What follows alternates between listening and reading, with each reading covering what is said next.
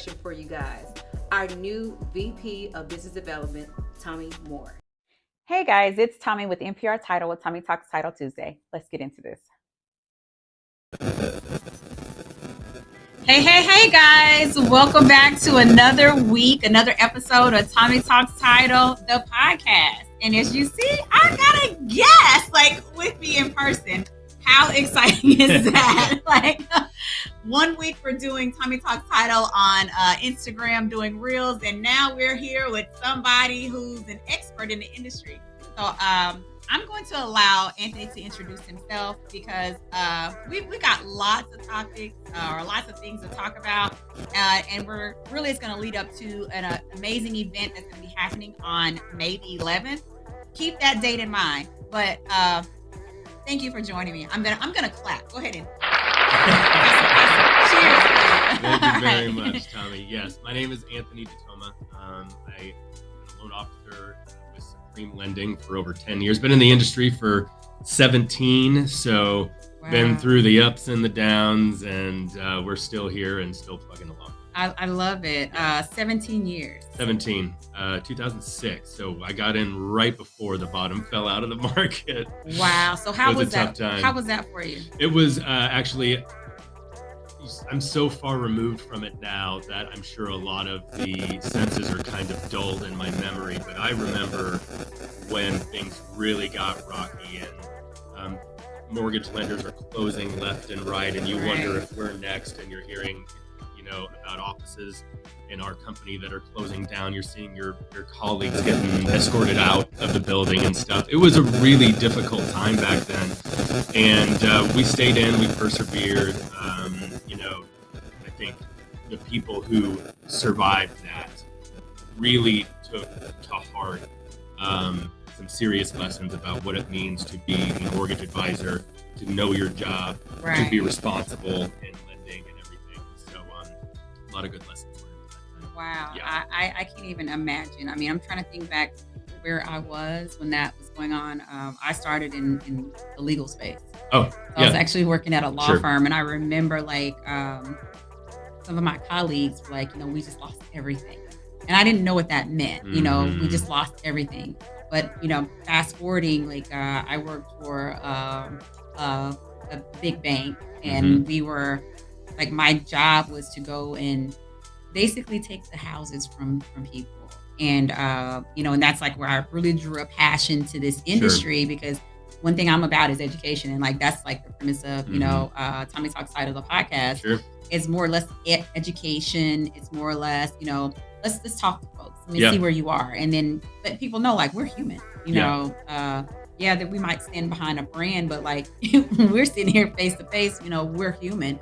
So and even sharing your experiences, and you have 17 years of experience. And then you came in right when it was falling out, and a lot of realtors that I speak with, they're what do you think is going to happen? Well, I mean, I can't predict what's going to happen, right. But at least, back then I wasn't in the industry, but I saw it, and trying to remember back where we were just before it happened. This doesn't feel the same. No, it certainly does not feel the same. And by the way, you didn't have to be in the industry back in 07 and 08 to feel the effects, because while I was dealing with a set of challenges at work, wondering whether or not we were still going to have a job, the fact of the matter is there were millions of Americans out there that were losing their jobs, losing their homes, and even the ones that got to keep their homes saw a 30% drop, and sometimes more, in their overall value. So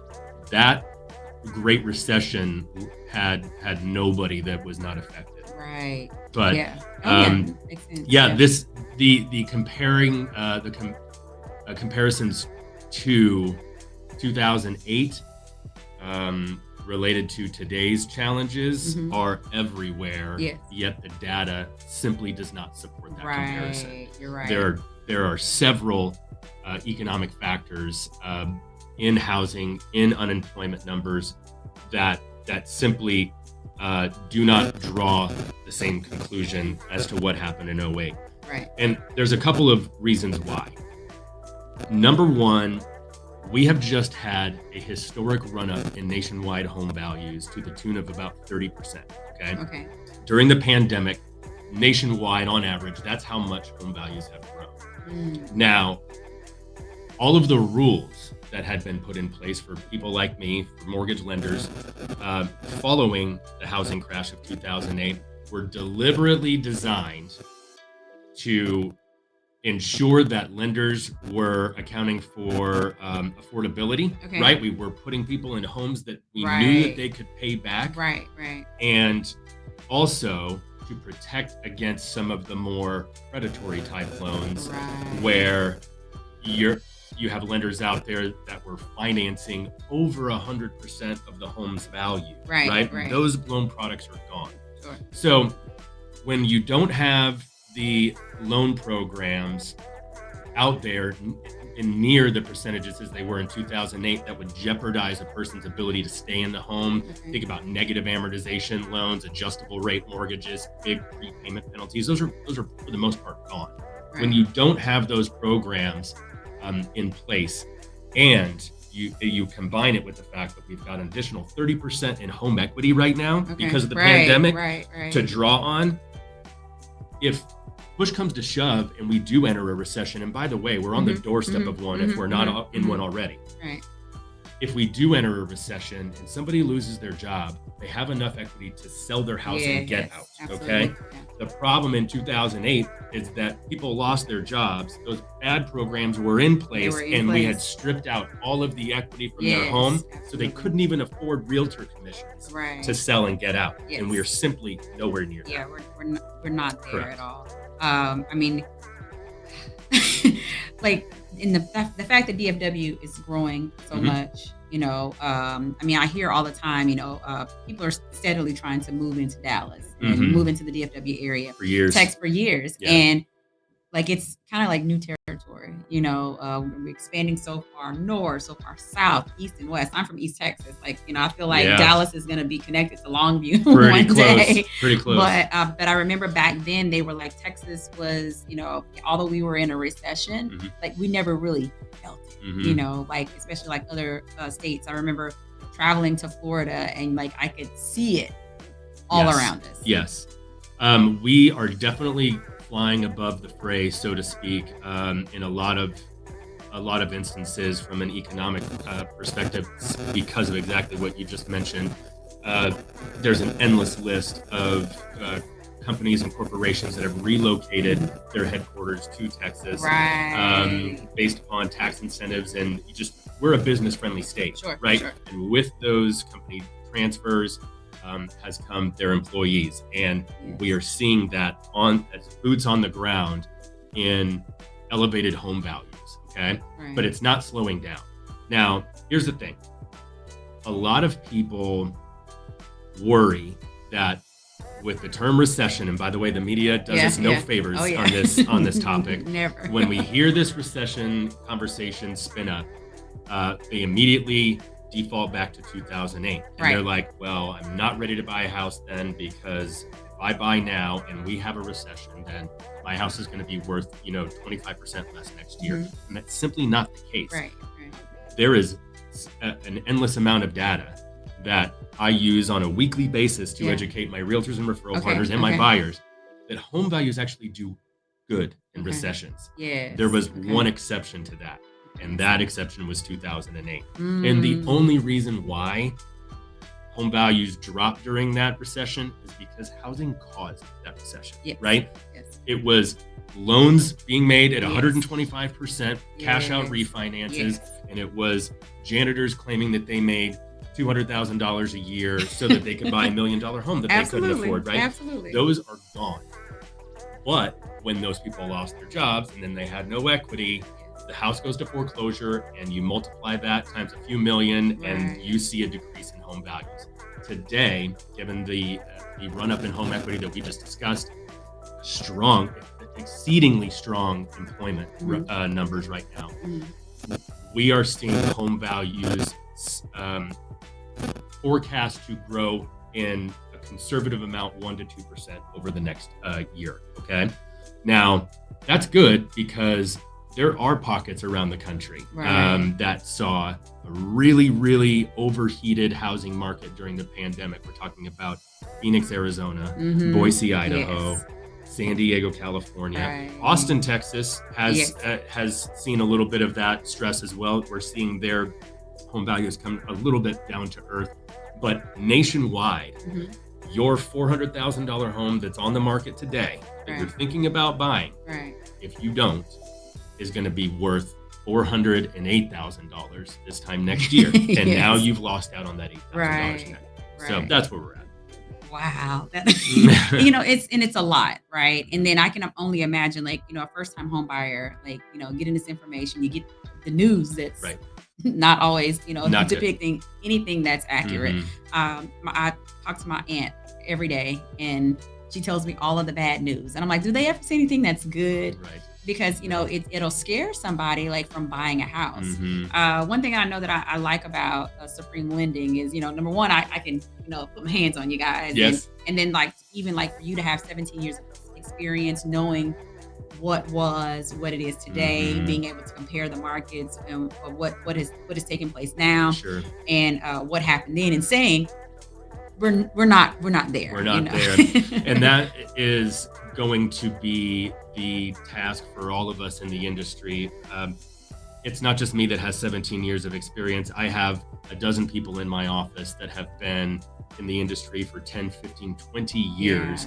Yeah, And that gives us a huge well of support right. to draw from in instances where I have a client that encounters a particular loan product that I don't have a ton of Sure. experience with. Sure. My colleague next door does. Right. And we can help lift each other in Sure. that way.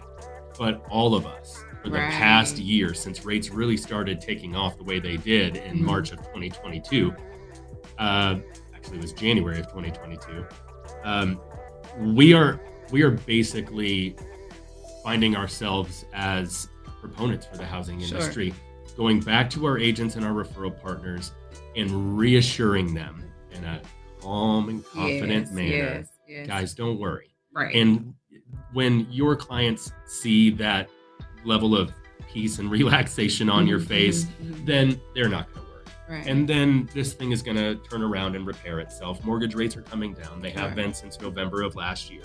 And they're going to continue to do so. Okay.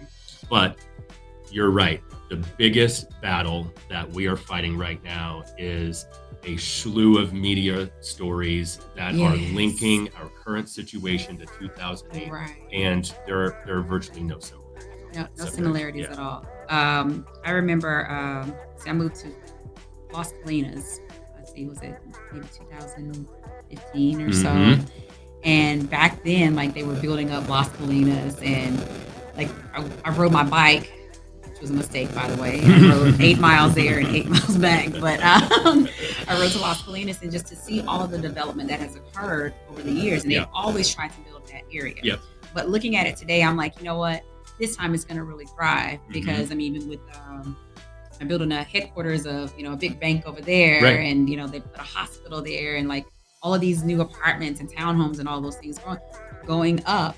But I'm like, it's definitely not like how it was before, because back then they were like vacating the buildings. Sure. Yes. Yeah. And we were seeing a lot of that kind of pan itself out during the pandemic. And the one thing that we are not seeing today that was different back then is we are not seeing the reduction in home prices. Okay. And the reason for that is in 2008, builders were holding on to a massive amount of inventory, Okay. a huge amount of homes that were not occupied yet. Okay. And then when the bottom falls out, they were left holding the bag, which is why so many builders went out of business and so many mortgage companies went out of business as well. The inventory simply has not caught up with with the demand that we've got, especially in North Texas. And we're talking about the influx of businesses and companies and people that are moving here. That those people still want a home. Yeah, you might have pushed a few of them off the fence when interest rates got up to 7%, right? Or whatever they were last year. But those people still want to buy. the inventory has not caught up to pre-pandemic. Wow. So you are going to see Yeah. that growth continue Yeah. at a slower pace, but still grow. Right. So that's where Okay. we're at. I love that. Like it's definitely, hope for the future, right? Yes. Well, let's shift gears here because we've Yeah. got an event that's coming up on May 11th at TK's in Addison. That's right. All right. So And you're going to be there. I'm gonna be there, and I'm gonna be talking about ChatGPT and AI. Yeah, we were talking about this off camera, and I am terrifyingly riveted to hear what you have to say. Yeah. So it's nothing to concern yourself. It's just evolution. Sure. We start thinking about like the first car. What Mhm. were they using before the first car? And then went from cars, like in motorcycles, airplanes, like everything happens in its time. Sure. And where we are, like I've been studying AI, and it was AI and big data. I would talk about this, they're like, wait a minute, do you have like a degree in this? I'm like, Right. no, but it's just intriguing Of because course. like to be able to see it and experience it. My son, he asked me, was I around when dinosaurs were around? Because he likes to joke about, because like all of the things that I've seen in my generation. I mean, like used to go use a payphone. We had and answering machines. they had a right? pager. Like we Yes. had all of these different things, and Yeah. so all AI is just time. Things are revolutionizing. Just things we were talking about off camera about. Mm-hmm. How did our ancestors, our great grandparents, warm up their food before the microwave? Sure. And that wasn't created until the 70s. Right. The 70s. Right. I was born in 79, so it Mhm. wasn't before I was born. But as I grew up, that was already there. Yeah. It was already in place. And I think a quote I heard about this recently was attributing it similar to what you were saying with the going from reheating your food on a stove to the microwave. We've already had AI in our lives to a certain extent. We have. This is going to be like something Yeah. that takes Alexa right. in our house Exactly. and puts it on steroids. Exactly. essentially. But it's the same principle. It's right? the same exact principle. It's literally, and I'm giving a bit away of what I'm going to talk about. It's like comparing the Flintstones to the Jetsons. Yeah.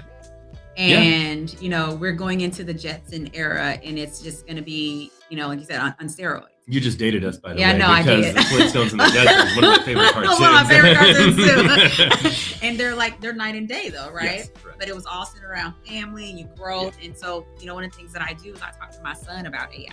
Yeah.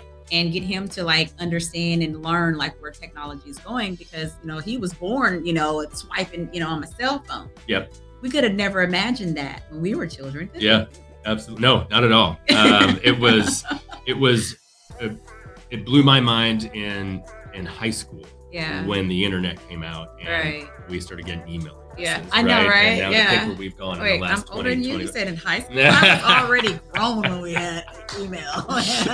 So, gee, thanks. No, but I mean, like to your point, like everything. Like think about like from the time that your youngest memory to today, and how much things have changed. Yep. Push button start cars.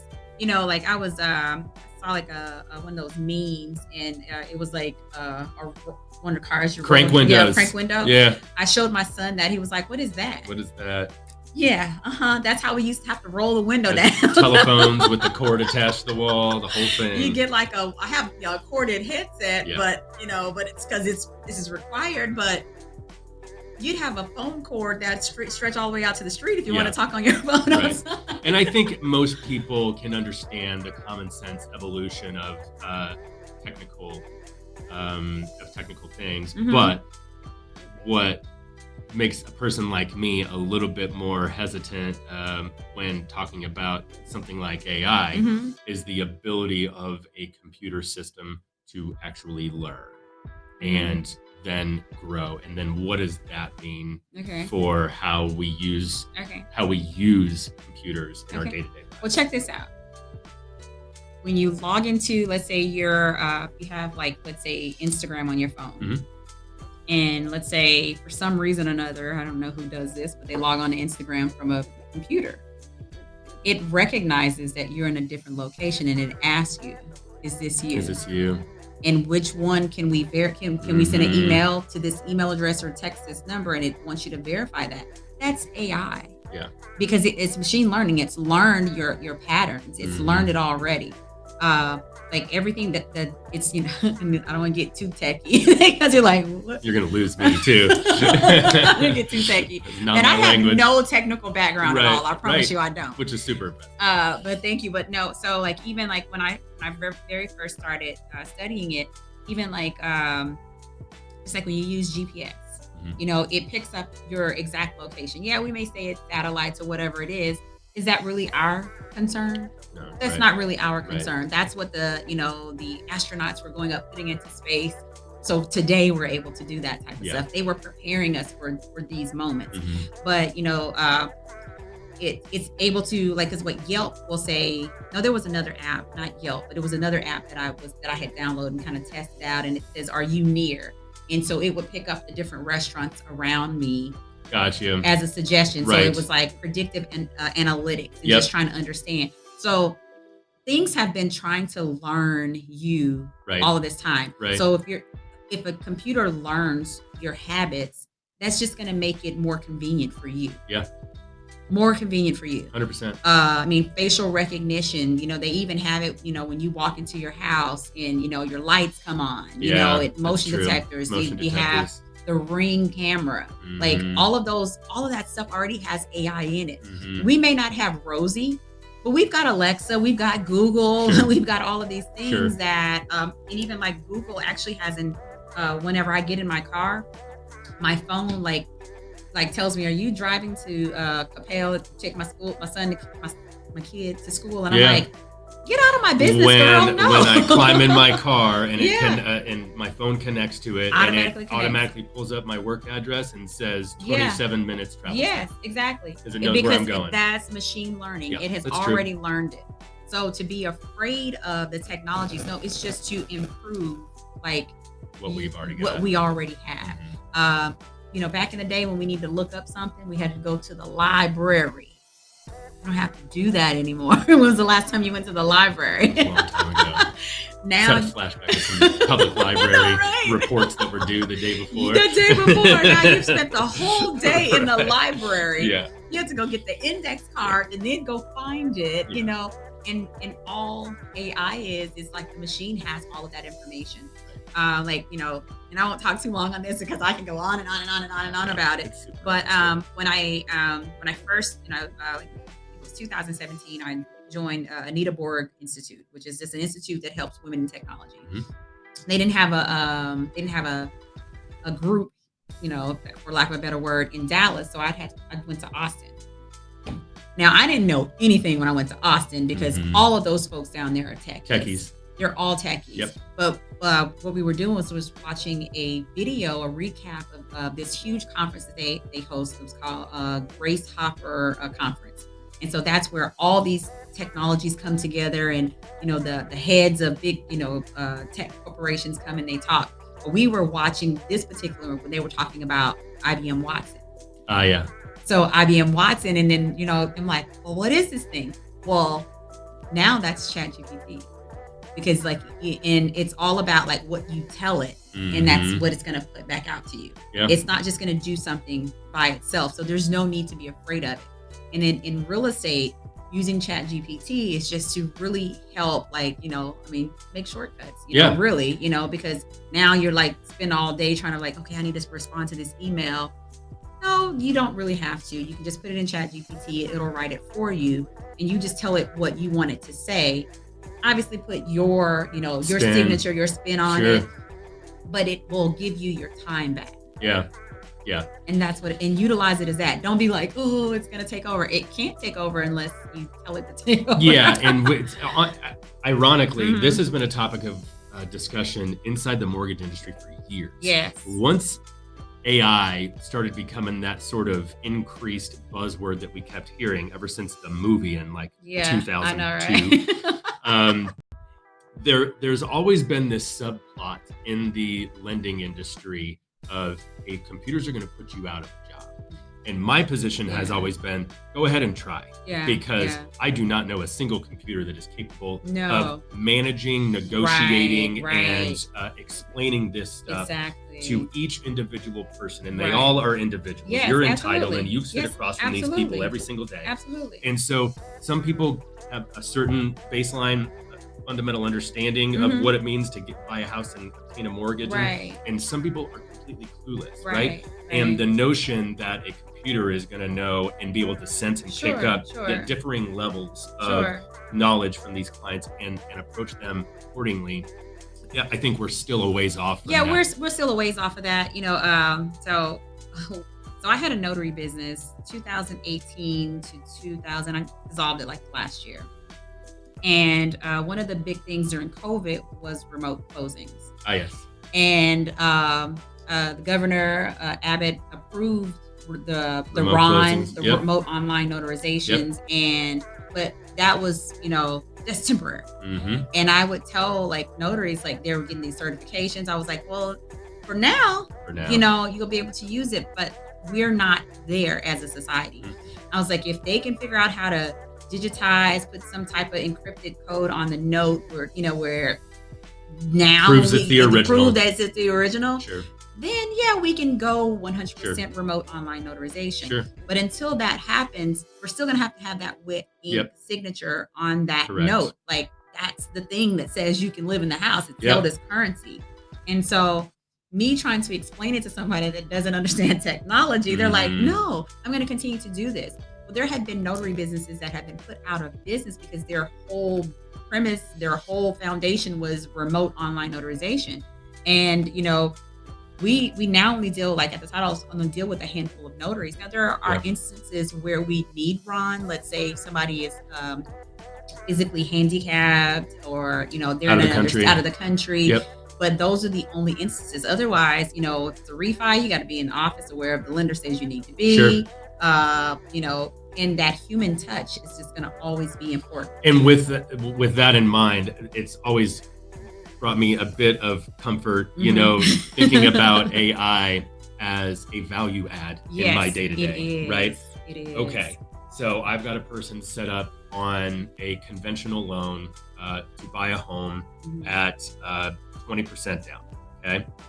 And then all of a sudden, something happens. And let's say they mistakenly go out, they weren't thinking, and they went out and they buy a car. And now I have to add, say, a $600 car payment to their debts. And it disqualifies them from that conventional loan product that I had. What are my options? And I think right there is the perfect sweet spot for AI to come in and be like, you are now disqualified from this because of that debt to income ratio problem, but here are your other available products that they still qualify for. You can go FHA. Because FHA has a higher allowable debt to income ratio, right? Like these are some sort of the preliminary applications of AI that I think will be useful and make me less scared for my job than using it as a tool. We're going to always need humans. It's never going to like put us all out. We all seen AI robot or whatever it's called, iRobot. But they put like street dogs on, and some restaurants have robots bringing your food to the table, but that's because of the type of economy that we live in. People don't want to work. So they're implementing, technology in place of human beings because they can depend on the technology and not the human being. But in our cases, like there's always going to be a need for humans. And then like currently the way AI of ChatGPT is, the data is 2021 and before. And prior. So it's not current data. So if something comes out today, you're going to have to tell it, okay, it's version 2.0. Like, hey, give me this scenario. And then you can take a website, put it in there and say, and include information from this website. So it can know to make it, we're going to make this about today. But you're here today. And so if you watch the news, don't watch bad news, but if you're watching something and you're like, this is a current event, you can use that AI to help, prove your point. But no, it's not. No, it's not going to put you out. Not putting anybody in the job. That's right. Not at all. And you're talking about this at TK's, right? I'm talking about this at TK's, and I'm gonna make it really fun. And there's so many changes that are happening, and we all need to stay current and stay relevant. Yeah. I hear a lot of people talking about ChatGPT, AI, but because I'm talking about ChatGPT as Tomi and at my own consulting company, not NPR Title. Sure. NPR Title is a sponsor at the event, but we don't have any AI. Right. And although not yet. No, not yet. There are technologies that there are currently available to work in title companies, but there's also it's a shift to get there. And then, but it's not just a shift for NPR Title, it's a shift for Supreme Lending, and do those systems integrate. Sure. We're using AI and it's trying to outsmart, you guys. Then you're like, okay, well, wait a minute. Well, what are they doing over there? And you get over there and realize we're just using AI. Right. No, it has to work in sync, in tandem. Sure. I've always said that government, legal, lending, mortgage, real estate, they're very laggard when it comes to adopting technology. Yes. But I would agree with that. But when we do it together. Mm-hmm. We don't leave one another hanging. Right. So it's always going to have a human interaction. Sure. Yeah. Yeah, absolutely. And I think it's going to be a component of our business, right. and not take over our business. No, so it's not. It's not. It's all about the human quality. It's all about it. And we've got to teach it. It's called machine learning. It's learning what we do. True. But I bought a car with Carvana a couple of years ago. Best car experience I've ever had, because I don't like car salesmen, right, or women. I usually go to the car dealership at night when I think they're closed, and I go and look for the car I want. Mm-hmm. I go with my pre-approval, and this is the car I want. Right. And this is my check, and this is how much I'm going to pay for it. Right. Well, when I bought the car at Carvana, I didn't have to talk to anybody. I had already did my research, and I was like, I think this is actually a good buy. I'm just going to buy that. Well, yeah, there might be some lenders that try to do that, but it's not, I don't want to buy a house online and there wasn't an inspection. We have seen that Carvana experience parlay into the housing industry recently with a couple of real estate companies that would buy up a bunch of homes so that from people who were selling them, and now they're vacant and they're just sitting there, right? Yes. And you can come and go as you please. You're not going to get shaken down by an agent who's pushy, or a seller that is. There's a big write-up about that. Yeah. So we're starting to see some of that stuff. Mm-hmm. There have been some mortgage lenders that have tried to kind of lean into that technical aspect of AI, or what you're talking about, right. Removing the salesperson from the transaction. Right. So it's less of a pressure tactic and stuff. But when it comes to home buying, there are way too many variables involved in that transaction, from the buyer to the seller to both agents involved, to income documents and loan program options and interest rate fluctuations, that there hasn't been a mortgage company out there that is able to just put an app on your phone. Right. But again, like you point out, I think we're going to start seeing this spread like a wave across the industry, and kind of be a groundswell. Of, hey, now it's going to initially start helping you formulate email responses. It's going to take some burden off of customer service departments with response times. If all they're looking for is an easy payoff, then AI can take care of that without taking a paid employee's time on the phone. Something like that. At the title office, and most title offices have it. It's called NPR Agent One. And so basically they can use an app for marketing, but they can also, we only have it for the DFW area. If they want, they basically the fee sheet. Yeah. And it literally calculates real-time taxes, which is absolutely impressive, because now they don't have to call, the lender. They don't have to call title, to try to county tax assessor, anything like that. Nobody. Yeah. And so that's the type of how we really want to utilize the technology. Because it takes some of the mundane tasks off of your plate, and that doesn't make it you less of a professional. Right. Anybody can go pull a tax certification and calculate income taxes. Now, after the 10,000th time of having to do it, it's becoming a time suck, right? So if we can take that off of my plate and give me 3 minutes per borrower times as many borrowers in that day, extrapolated over weeks, months, and years, then we are really opening ourselves up to free some time. Absolutely. Yeah. And you know what, I just tell people, like, don't push the technology back. You know, I think I have an iPhone 12. I probably have had all of them. Sure. But I stopped getting them because I'm like, okay, what is it doing? Just my camera's just getting better. Right. Like, so I'm much better pictures. So now that I'm up to speed on that, I don't change my phone.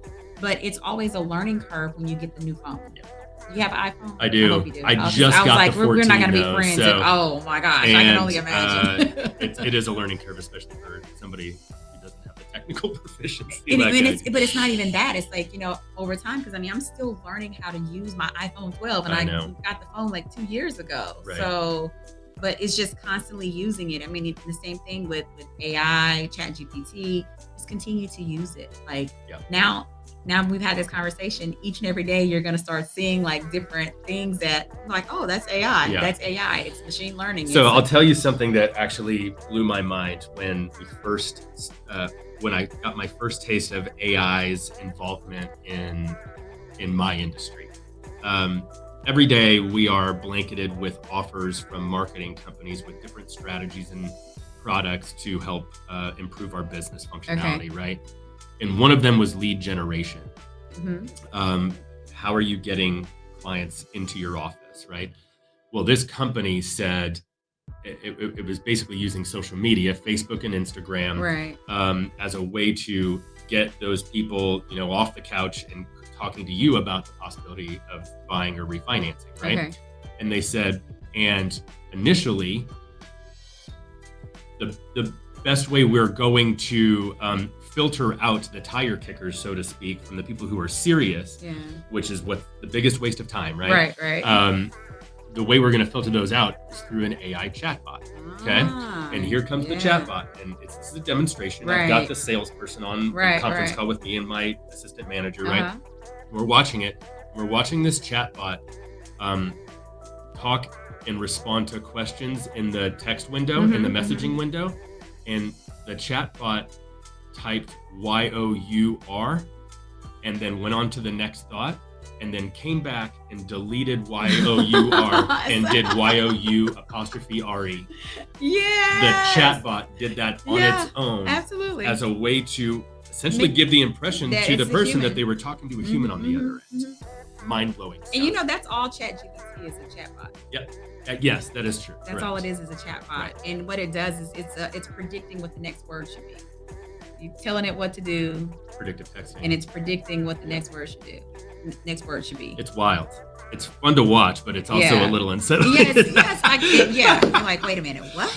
Man, your stuff is going to be interesting at TK's because I'm going to be death by PowerPoint over here compared to you. No, well, listen, you need some AI to help you with that. I can help you with that. But no, it should all be a really fun event. Like, I mean, just like hearing you talk about, you know, the markets, like that's really interesting. Like I went to a couple of events where they're talking about the market, and I'm like, I'm not like as engaged as I am right here with you talking to you. People really need to know, especially, you know, real estate agents, you know, they're out here talking to folks and they're viewed as the expert. And one thing they don't need to be doing is being the news, conveying the wrong messages. Right, correct. And we have essentially been educating from a place of, we have the forecasts and we have the ability to predict what is coming down the road well enough to inform our buyers if they are making a smart financial decision by buying now, right? Okay. What we don't have is a loud enough megaphone, right? And that is where I keep coming down on the media, because I don't believe they take enough time to thoroughly understand the fundamentals behind what is going on in the housing market. And so they're unfortunately misinforming a lot of their viewers. But we have, and we'll go over tons of stuff at TK's about housing forecasts, and I can show you that home values are not coming down right now, at least not in any substantial way. Sure. And I can show you the forecasts of what Fannie Mae and Freddie Mac have put out as the estimated 30-year fixed mortgage rate later on this year, which is in the 5s, right? And so the more we get to educate our realtors and referral partners and show them the actual data behind these things, the more confidently they're going to be able to speak to their buyers. And that's going to bring a lot of these people back into the market who are just understandably just nervous. Yeah, right? Absolutely. Nothing to be nervous about. And right then now. what I tell my aunt, I was like, you're watching the news and it's more or less like looking at Instagram. Like, Yes. You know, it's like a highlight reel of what's going on. And when you really need to know, like, what's the full story? Correct. Like, you know, they're going to tell you the bad stuff about it. Oh, you know, and, you know, this many people lost their homes. Well, you know, they might have been in an area where, you know, a lot of people have moved. Sure. You know, Yeah. Right. You never know what it's based on. Right. So, you know, make sure you come out. That's right. On May 11th, you know. TK's in Addison. TK's in Addison. It's going to be at 3 p.m. Let's see. Here is the link. Be sure to go to marketsandmarketing.eventbrite.com. Get your tickets. And this is reserve only, right? So it's not an open door thing. No, we have a limited number of seats, so we definitely want them limited to. number of seats. This is a DFW Realtors Event. Yeah. We're also going to have networking afterwards. That's right. You know, you can talk to this man of expertise who knows about the market. Have a conversation with him if you interested in, you know, scaling your business and, you know, implementing some technology. You know, I'm here to help you. Yeah, absolutely. And we'll give you guys some data and some marketing materials that you will be able to utilize in your own business with your clients to kind of show them the backdrop and the technical aspect of what we're basing our predictions and our forecasts on, because it's pretty self-explanatory. What I think people get super surprised at is how easy some of this information is to come by. It's all public facing and you know, websites that we can all access, but distilling it down into a 20-minute presentation really kind of brings it home. Oh yeah, absolutely. Yes. Well, like please be sure to, you know, get your tickets. I can't emphasize enough. May 11th. And that May 11th comes right after May 10th, which is... It's actually the day after the inflation report drops. Okay. And this is one thing that we're going to cover. And another lesser known aspect of mortgages is that mortgage rates are impacted dramatically by inflation. Mm-hmm. And the reason that mortgage rates have gotten as high as they have over the last year is because inflation got that high. Right. So when inflation rises, mortgage rates necessarily have to follow. Right. So what we've seen in the last 12 months is the Federal Reserve raising the overnight lending rate, which is the rate that banks borrow money from the federal government. Right. They raise that rate so that the banks have to raise their rates and limit the amount of cash that's going out into the economy.